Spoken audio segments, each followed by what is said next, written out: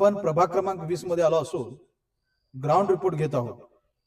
त्यामध्ये हे जे प्रभाग क्रमांक 20 मधील मतदार आहेत त्यांच्याकडून जाणून घेतोय आपण की प्रभाग क्रमांक 20 मध्ये त्यांना नगरसेवक कसा हवा। आम्हाला देटेंसारखा नगरसेवक हवा, कारण आमच्या भागात त्यांनी आम्हाला पाणी नव्हतं अजिबात। आम्हाला 2-2 वाजता पाणी स्टेशनला जाऊन त्या पाणी सोडणाऱ्याला उठवावं लागायचं काय। तर आम्हाला देटेने शिंगणापूर योजनेतून 2 तास का होईना आम्हाला पाणी दिलं त्यांनी, हे महत्त्वाचं आहे। आणि आता आम्हाला कशी अडचण आहे, हे रस्ते नाहीत अजून, गटर नाही अजून, पाणी व्यवस्थित नाही अजून। हा रस्ता देटेनेच केलाय बघा इथंपर्यंत, हे लाईट सुद्धा देटेने दिली। आता तुम्ही डायरेक्ट देटे हे नाव घेतलं, होय। मग देटेंच्याकडून एवढी अपेक्षा का? इतरही तुमच्याकडे उमेदवार असतील। नगरसेवक कोण आलेच नाहीत आतापर्यंत। आता अमल माडिक निवडून आले, ते आलेत का भागात? नाही आले। म्हणजे अमल माडिक यांच्याकडून तुम्ही संतुष्ट नाही? तुम्ही काम केलं तर आम्ही संतोष होणार, मी कामच केलं नाही तर काय होणार। देते आमच्या एका फोनला हजर असतात आणि आमची कामं करतात, ती अजूनही करतात। आम्ही मुलगा इतका सज्जन मुलगा आहे, अजूनही एक फोन केला की आम्ही माणसं लगेच गटर काढायला वगैरे पाठवतो। म्हणून आम्हाला देते सरकार नगरसेवक हवा। धन्यवाद।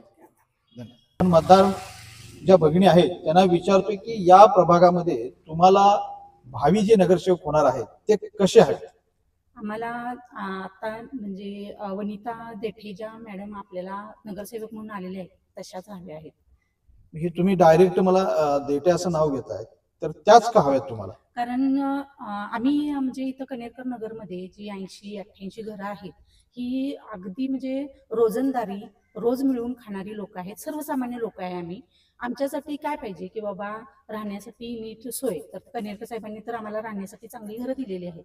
मग आता येण्या जाण्यासाठी जो रस्ता आहे तो रस्ता असा म्हणजे अजागळ होता काय, देठे मॅडम आल्यापासून रस्ता चांगला मिळालाय। पाण्याची सोय नव्हती, इतकं पाण्यासाठी वणवण आम्ही करत होतो की आम्ही रस्ता रोको सुद्धा केलेला, जरा पुढे सरका, इथं रोडवर रस्ता रोको सुद्धा केलेला, पण कुणीही आमच्याकडे लक्ष दिलं नाही। पण देठे मॅडम ज्या वेळेला निवडून आल्या त्यानंतर आम्हाला पाण्याचा जो प्रॉब्लेम होता तो प्रॉब्लेम आमचा सॉल्व्ह झालेला आहे। दुसरी गोष्ट आता ड्रेनेजचं पण आता जवळजवळ बरेच म्हणजे 2-3 गल्ल्यांचा तरी प्रॉब्लेम सॉल्व्ह झालेला आहे। एकच आता पहिल्या गल्लीचा थोडा प्रॉब्लेम आहे, तो काय करतील हे म्हणजे फुल आम्हाला गॅरंटी आहे। म्हणजे त्यांच्याकडून फार अतिशय उत्कृष्ट चांगली विकास कामं झालेली आहेत। विकास कामं झालेली आहे आणि ज्या वेळेला आम्ही आमच्या अडचणी असतील त्या वेळेला ती लोक उभारलेली आहेत।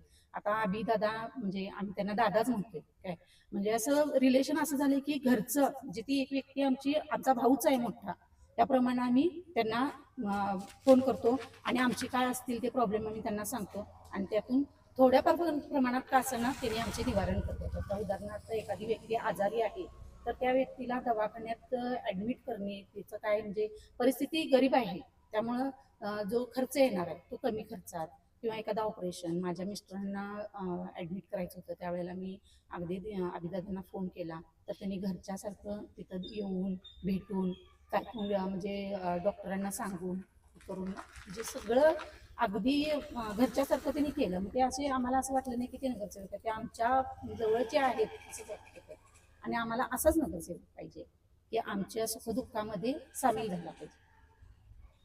आता या बाईटवरून आपल्याला असं प्रत्यक्षात जाणवते की देठे कुटुंबाकडून या सर्व मतदारांना जितक्या आपण आता बाईट घेतल्या त्यामधून फार अपेक्षा आहेत आणि भविष्यात त्यांना निवडून आल्यानंतर या सर्व मतदारांच्या अपेक्षा पूर्ण करण्याची मोठी जबाबदारी त्यांच्यावर येऊन पडलेली आहे। धन्यवाद। नमस्ते, लोकमान्य न्यूज डिजिटल मीडिया चॅनलमध्ये आपलं स्वागत। काही दिवसापूर्वी आपण आपल्या चॅनलवरती एक प्रतिक्रिया प्रदर्शित केली होती देठे मॅडम संदर्भात।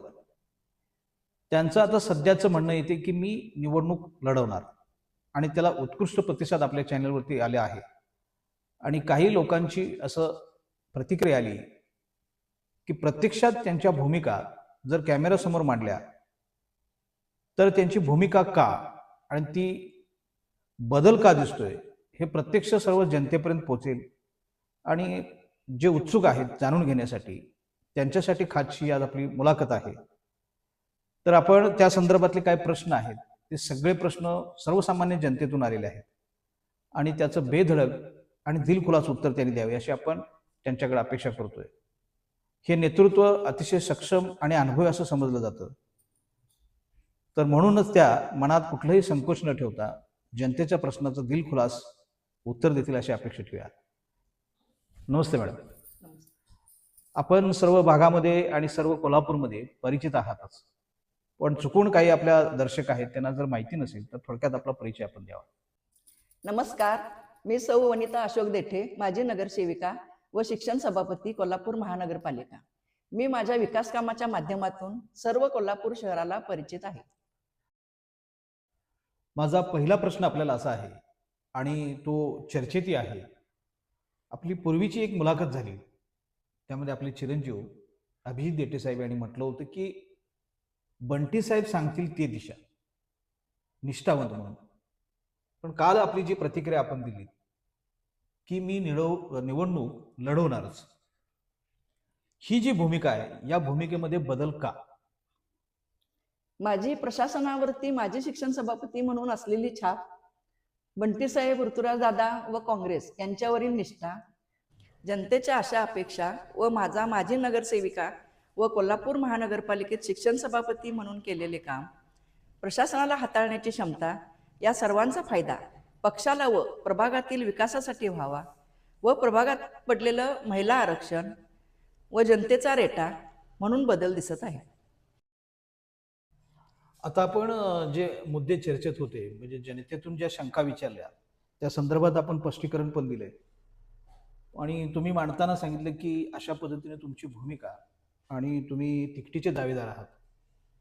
त्याचबरोबर तुम्ही शिक्षण सभापती माजी होता म्हटलं, मग त्या पदाचा प्रभागासाठी कसा उपयोग करून घेतला किंवा काय विकास तुम्ही या प्रभागाचा साधला, या संदर्भात आपल्या मतदार बंधूंना थोडक्यात तुम्ही सांगावं. शिक्षण सभापती हे पद मला मिळाले ते फक्त प्रभागासाठी नव्हतं. कोल्हापूर शहरातील ज्या महानगरपालिकेच्या शाळा होत्या त्या सगळ्या शाळांच्या संदर्भात पद होतं. त्यावेळी मी प्रत्येक शाळेत आरोग्य शिबिर घेतली. तसेच महानगरपालिकेची स्कॉलरशिपची जी परीक्षा होती त्या परीक्षेला छत्रपती शाहू महाराजांचं नाव द्यायचं सुचवलं, ते नाव देण्यात आलं. त्याचप्रमाणे शिक्षकांचा पगार 1 ते 10 तारखेपर्यंत कधीही होत नव्हता, मन मानेल तसा होत होता. तो त्यावेळी मी पहिल्या आठवड्यातच व्हावा यासाठी आग्रही राहून ते व्यवस्थित करून दिलेलं होतं. सोनतळीला मोठा कॅम्प घेतलेला, त्याच्यानंतर आज तागायत कधीच कॅम्प झाला नाही.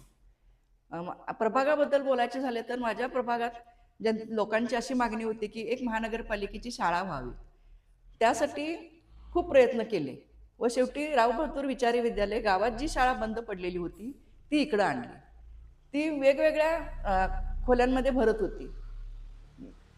ऋतुराजदादांच्या फंडातून, बंटीसाहेबांच्या फंडातून 60 लाख रुपये मंजूर करून घेतले व त्या शाळेचे बांधकाम सुरू केले. त्याचप्रमाणे प्रभागात वेगवेगळ्या ठिकाणी पाण्याच्या सोयी नव्हत्या. नरसिंह कॉलनीत पहिल्या फंडातून आम्ही 12.5 लाखाची पाईपलाईन टाकली.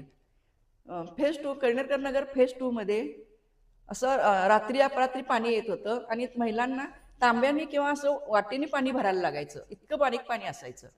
ती त्यांची सोय पाण्याची आम्ही केली. त्याचप्रमाणे बरेच ओपन जिम केलं, लहान मुलांसाठी बगीचा केला. आत्ता प्रशासनाच्या ह्याच्यात असताना सुद्धा दादांच्या आणि बंटी साहेबांच्या फंडातून आम्ही मृत्युंजयमध्ये न्यू कणेरकर नगरमध्ये बगीचा केला. म्हणजे एक प्रकारे आता काही प्रभाग क्रमांक 20 आहे त्यामध्ये जनतेसमोर तुम्ही जो आता लेखाजोखा ठेवलात ते फार महत्त्वपूर्ण आहे. कारण सगळ्याच ठिकाणी तुमच्या कामाची माहिती असेलच असं नाही, परंतु हे तुम्ही जो आता तुमच्या विकास कामाचा जो पाढा वाचलात यातून असं दिसून येते की तुम्ही पण एक सक्षमरित्या तुमचा जे पद होतं, जे लोकांनी दिलं, त्याचा उपयोग करून जनतेसाठी बरीच कामं तुम्ही केलेली दिसत आहात.